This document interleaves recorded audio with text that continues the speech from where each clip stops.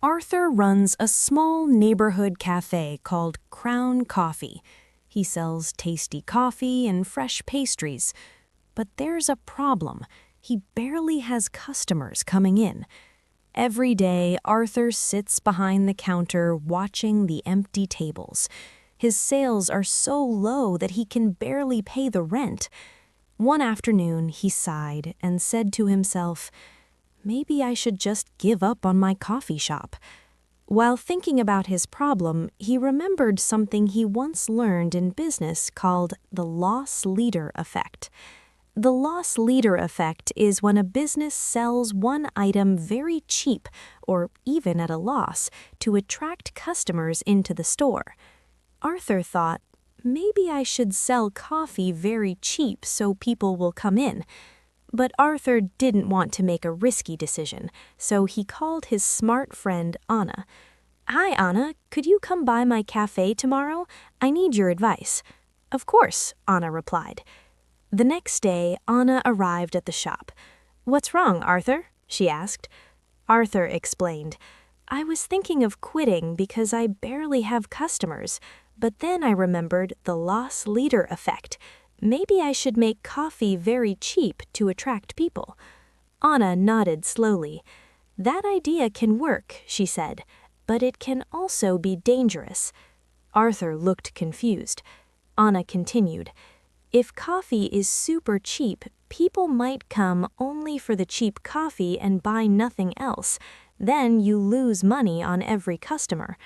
Arthur frowned. "That sounds bad." Anna smiled. "That's why we should use something smarter called the conditional loss leader effect." Arthur leaned forward. "What's that?" Anna explained simply. The conditional loss leader effect means the cheap or free item is only given if the customer buys something else. She pointed to the menu board.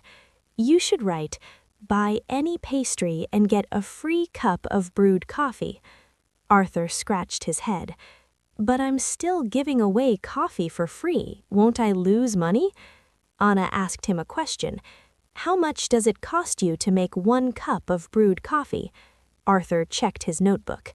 "About 44 cents per cup." "Perfect," Anna said. "Let's imagine 100 customers come and get the free coffee. That costs you about $44. Arthur nodded. "But remember," Anna continued, "every person must buy a pastry first." She pointed to the pastry prices. "Your pastries cost $4 to $7 each. That easily covers the small cost of the coffee." Arthur's eyes widened. "So the free coffee actually helps me sell more pastries?" "Exactly," Anna said.